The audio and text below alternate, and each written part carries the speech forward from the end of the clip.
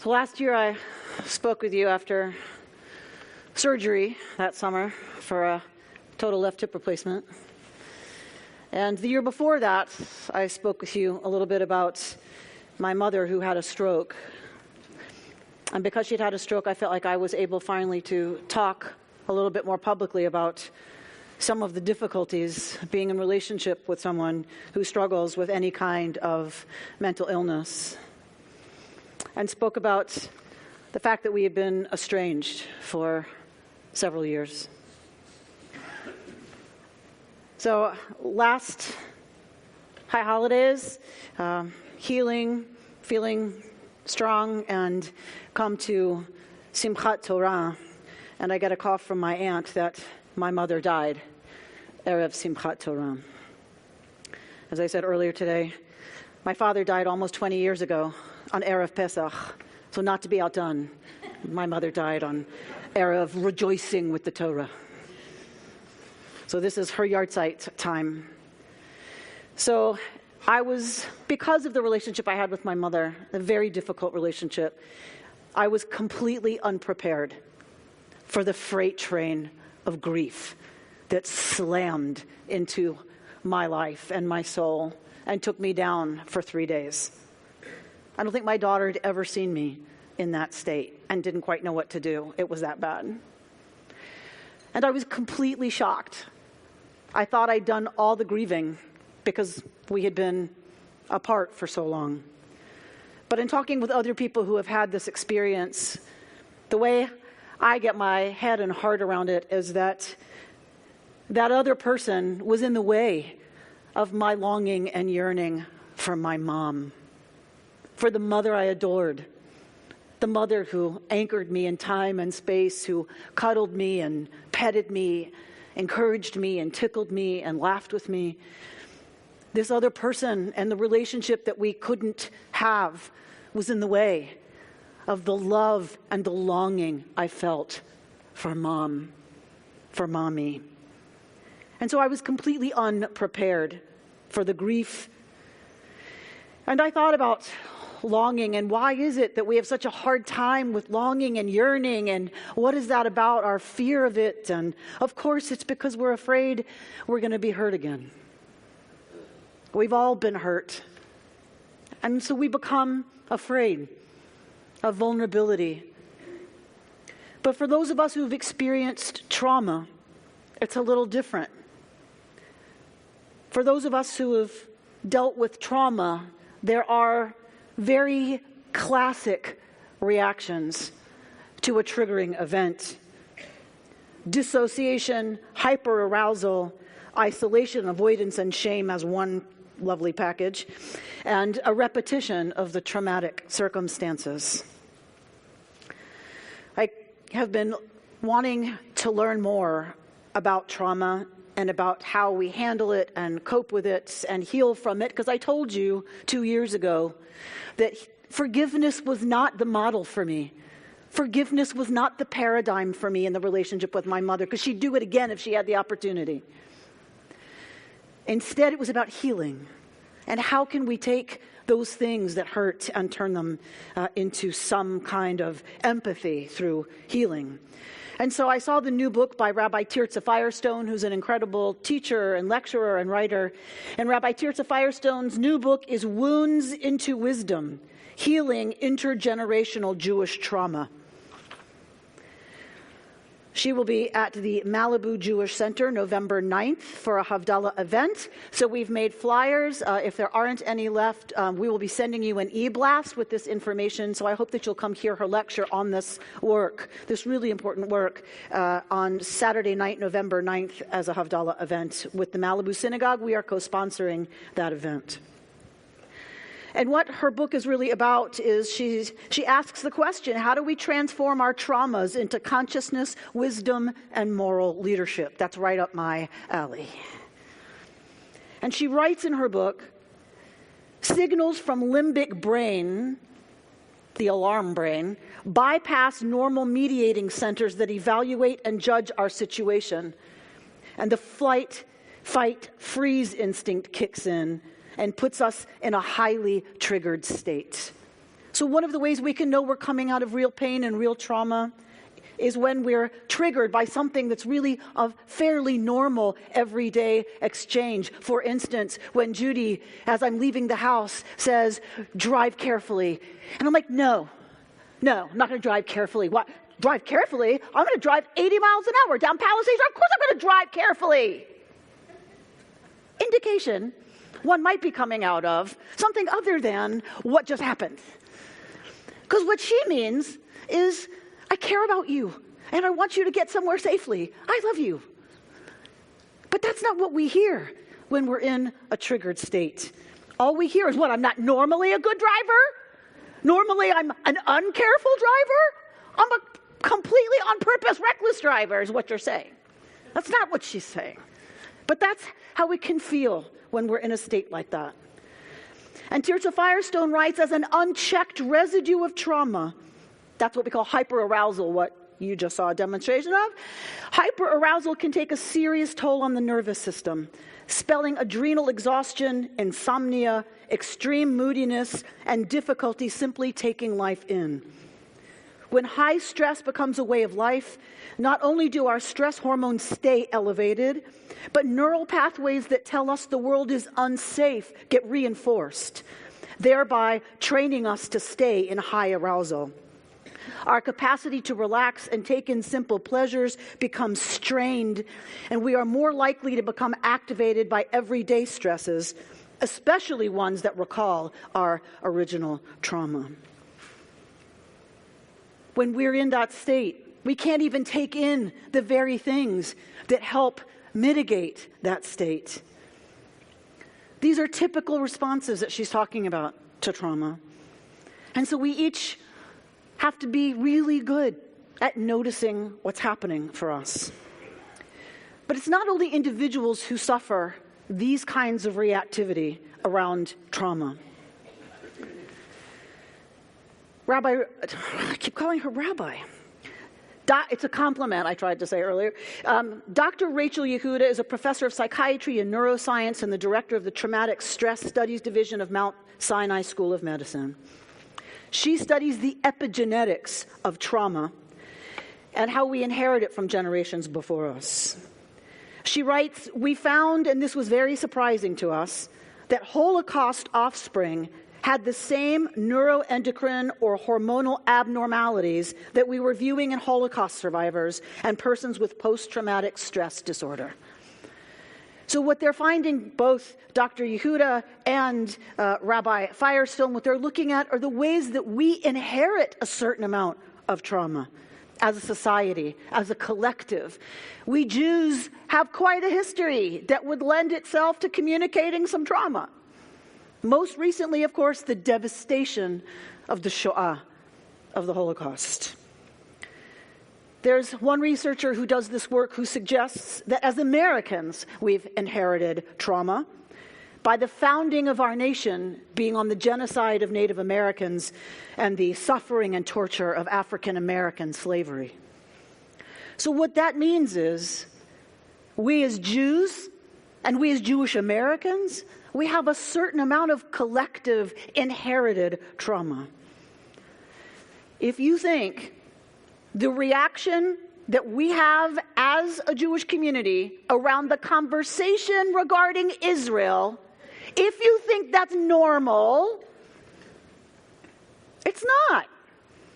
I truly believe when certain existential threats, when we perceive someone else's opinion as an existential threat to Israel, to the survival of the Jewish people, we have an absolutely normal stress response and we flip out. Things go right past the mediating part of the brain that usually kind of assesses these things. And we go right into reactivity. And we're ready sometimes to see a gathering of Jews like this as just a great big target. Just a great big bullseye. Because we see anti-Semitism everywhere. And when we stay in that hyper-aroused state, it reinforces that the world is unsafe, completely unsafe. That is not to say we shouldn't take anti-Semitism seriously, of course. And of course we should be impassioned about how we feel about this or that issue, whether it's about Israel, but come on, people, our political discourse right now, if that isn't hyper-aroused reactivity, I don't know what is. We can't have a sane civil conversation because it has become existential. The other represents an existential threat. Okay, this can sound like a bummer, I know. But Dr. Yehuda says, I think the purpose of epigenetic changes is simply to increase the repertoire of possible responses. I don't think it's meant to damage or not damage people. It just expands the range of biologic responses. And that can be a very positive thing when that's needed. Who would you rather be in a war zone with? Somebody that's had previous adversity and knows how to defend themselves? Or somebody that has never had to fight for anything, but might be very advantaged in many other social and cultural ways? So we tend to talk about all this stuff as damage, as brokenness, as scarring, and to some extent, that's true. That's absolutely true.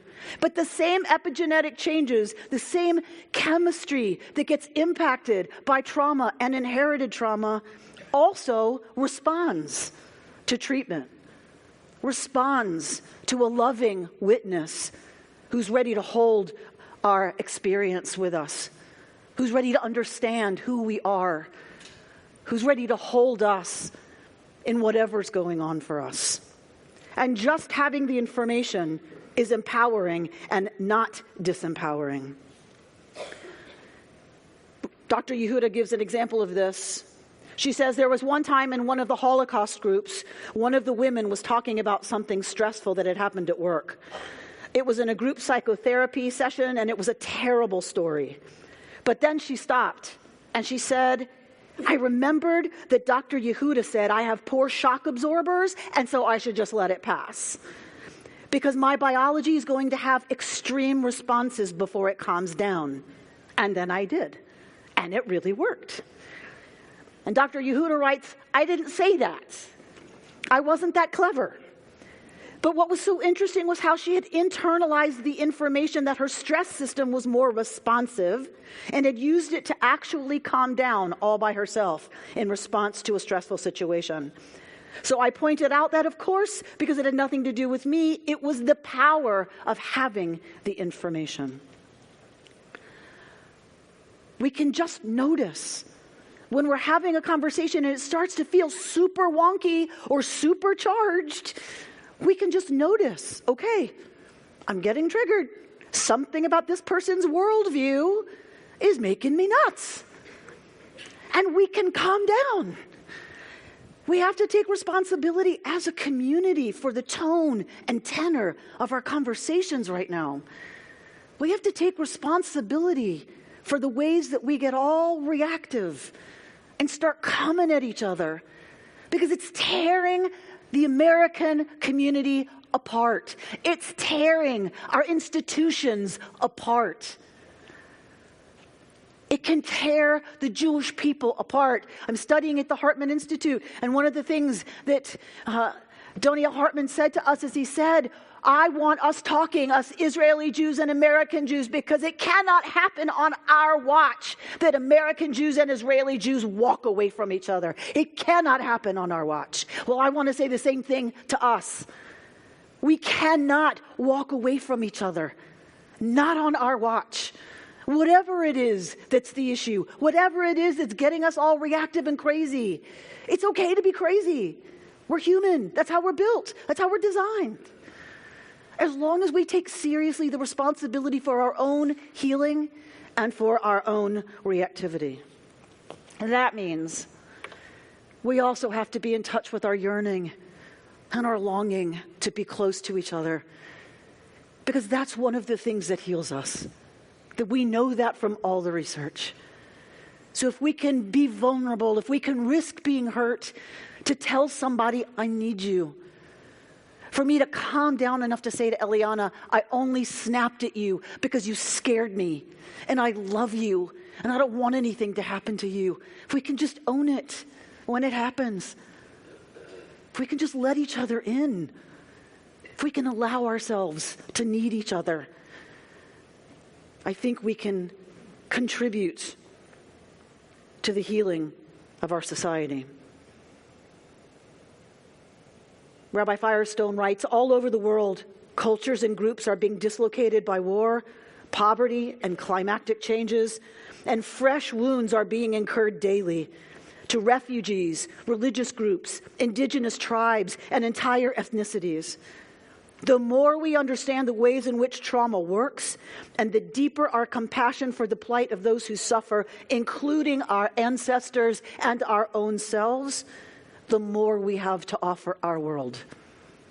She's saying the world has never needed it more than now. But again, we have to be ready to be vulnerable, to be close. I closed last night with the first part of Rabbi Maggie Wenig's beautiful piece about God being a woman who's growing older. The mother sitting at the kitchen table, waiting for us to come home. It's a challenging image, but one that I find quite poignant and beautiful at this first Yom Kippur, where I know I will never see my mother again. Rabbi Wenig writes, as you recall, she ended the piece last night where I stopped, saying that God is waiting for us to come home and we're too busy. But what if we did, she writes. What if we did go home and visit God? What might it be like? God would usher us into her kitchen, seat us at her table, and pour 2 cups of tea. She's been alone so long that there's much she wants to say. But we barely allow her to get a word in edgewise, for we're afraid of what she might say, and we are afraid of silence. So we fill an hour with our chatter, words, we're so many words, until finally she touches her finger to her lips and says, shh, shh, be still. Then she pushes back her chair and says, let me have a good look at you. And she looks. And in a single glance, God sees us as both newly born and dying. And when she's finished looking at us, God might say, so tell me, how are you? And now we are afraid to open our mouths and tell her everything she already knows, whom we love, where we hurt, what we have broken or lost, what we wanted to be when we grew up. So we changed the subject. Remember the time when? Yes, I remember, she says. And suddenly we're both talking at the same time. I'm sorry that's all right. I forgive you. I didn't mean to. I know that. I do. We look away. I never felt I could live up to your expectations. I always believed you could do anything, she answers. Then God reaches out and touches our arm, bringing us back to the present and to the future. You will always be my child, she says. But you are no longer a child. Grow old along with me, the last of life for which the first was made. God holds our face in her 2 hands and whispers, do not be afraid. I will be faithful to the promise I made when you were young. I will be with you. Even to your old age, I will be with you. When you are gray-headed, still I will hold you. I gave birth to you. I carried you. I will hold you still. Grow old along with me. Are we ready to long and yearn? Are we ready to come back to the kitchen table? Are we ready to be loved?